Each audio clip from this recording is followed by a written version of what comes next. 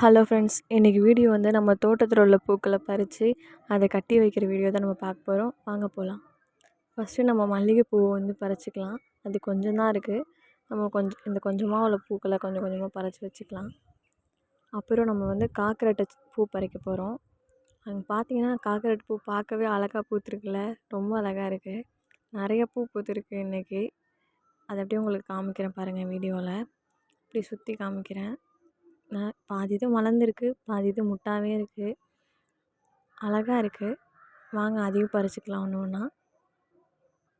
அது வந்து வீடியோ எடுத்துக்கிட்டே பூ பறிக்க கொஞ்சம் கஷ்டமாக தான் இருக்குது. ஆனாலும் இதுவும் ஒரு புது எக்ஸ்பீரியன்ஸ் மாதிரி தான் இருக்குது. என்னோடய ஃபஸ்ட்டு வீடியோ வேறு இது. எப்படி வரும்னு தெரியல, பார்க்கலாம். பூவெல்லாம் பறித்து நான் ஒரு பிளேட்டில் போட்டு வச்சுக்கிறேன். கொஞ்சம் கொஞ்சமாக இருக்குது, நிறையாவே இருக்குது. ஃபுல்லாக கவர் பண்ணனால உங்களுக்கு பூ பறிச்சது வந்து மொத்தமாக காமிக்கிறேன். மொத்தமாக இன்றைக்கி வந்து இவ்வளோ பூக்கள் வந்து கிடச்சிருக்கு பாருங்கள் நீங்களே. நிறைய பூ இருக்குது. அடுத்து நம்ம கொஞ்சம் செவ்வந்தி பூ இருக்குது, அதையும் பறிச்சுக்கலாம். பாருங்களேன் அழகாக இருக்குல்ல, எல்லோ கலரில் பார்க்கவே ரொம்ப அழகாக இருக்குது. சின்ன சின்ன செடி தான் இருக்குது, கொஞ்சம் பூத்துருக்கு. அதையும் நம்ம கட் பண்ணிக்கலாம். பாருங்களேன் குட்டி உள்ளே போய் குட்டி குட்டி பூவெல்லாம் வந்து உள்ளே மறைஞ்சிருக்கு. நம்ம இப்போ பறிச்சுக்கலாம் அதையும்.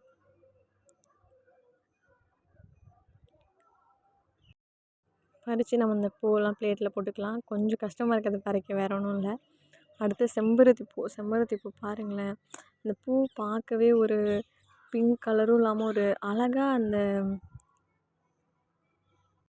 அழகாக அந்த கலரில் பூத்துருக்கு பாருங்களேன். அதில் அழகாக அந்த குட்டி குட்டி முட்டெல்லாம் பார்க்கவே அழகாக இருக்குது. சின்ன சின்னதாக விரிஞ்சு நிறைய பூ மொட்டு வச்சுருக்கு. செடி ஃபுல்லாகவே அவ்வளோ மொட்டு வச்சுருக்கு. காமிக்கிற பாருங்களேன். இது பாருங்கள், மேலே கூட ஒரு பூ இருக்குது. நம்ம ஹைட்டுக்கு எட்டுற மாதிரி தான் இருக்குது. அதையும் நம்ம பறிச்சுக்கலாம். இப்போ பாருங்கள் மொத்தமாக பறிச்சிட்டோம். அந்த பூவெல்லாம் பாருங்கள். காக்கரட்டை, செவ்வந்தி, செம்பருத்தி 3 பூவுமே இங்கே இருக்குது. 3 பூவுமே பிளேட்டில் அழகாக அடுக்கி வச்சாச்சு. செம்பருத்தி பூ வந்து சாமிக்காக பறிச்சது. இப்போ பாருங்கள் பிளேட்டோடு காமிக்கிறேன். அந்த செடிக்கு இதுக்கும் அவ்வளோ அழகாக இருக்குது. கனகாம்பரம் பூவும் இருக்குது கொஞ்சம், அதையும் நம்ம பறிச்சுக்கலாம். அது ரொம்ப இல்லை, ஒன்று இருக்குது. அது சும்மா இடையில வந்து மல்லிகைப்பூக்கு இடையில வச்சு கட்டினா நல்லாயிருக்கும்.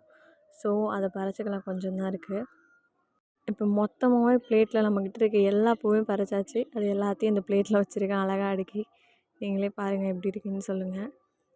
பாருங்கள் எல்லோ கலர் இருக்குது. அடுத்து வந்து அலரிப்பூ பறித்தா அந்த வீடியோ நான் எடுக்க மறந்துட்டேன். அப்புறம் காக்கரட்டை ஒயிட்டு, லைட்டாக வந்து அந்த கனகாமரப்பூ கலரு, செம்பருத்தி பிங்க் எல்லாமே எப்படி இருக்குது பாருங்களேன். அந்த பிளேட்டே அவ்வளோ அழகாக இருக்குது.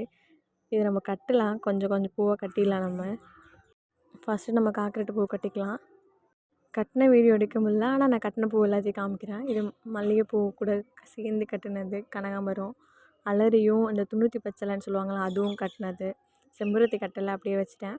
அடுத்து காக்கரட்டு பூ, செவ்வந்தி பூ எல்லாமே கட்டி வச்சுருக்கேன். செவ்வந்தி பூ அந்த காம்பெல்லாம் கட் பண்ணாமல் வச்சுட்டேன், அதனால தான் உங்களுக்கு அங்கங்கே நீட்டிகிட்டு இருக்க மாதிரி இருக்கும். எல்லா பூவையும் வரிசையாக எடுத்து அடுக்கி வச்சாச்சு. கொஞ்சம் ஃப்ரிட்ஜில் வேறு கொஞ்சம் மல்லிகைப்பூ இருந்துச்சு, அதையும் எடுத்து கட்டலான்னு இருக்கேன். அது கொஞ்சம் தான் இருக்கும், அதையும் நான் ஆட் பண்ணுறேன் பாருங்களேன். லாஸ்ட்டில் மொத்தமாக எல்லாத்தையுமே ஆட் பண்ணுறேன், கட்டின பூ எல்லாத்தையுமே ஆட் பண்ணுறேன்.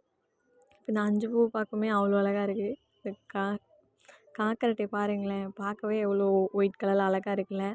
மொத்தமாக ஆல்ரெடி இருந்த பூ நம்மள்ட்ட இப்போ கட்டினது எல்லாமே சேர்த்து இதில் நான் வச்சுருக்கேன்.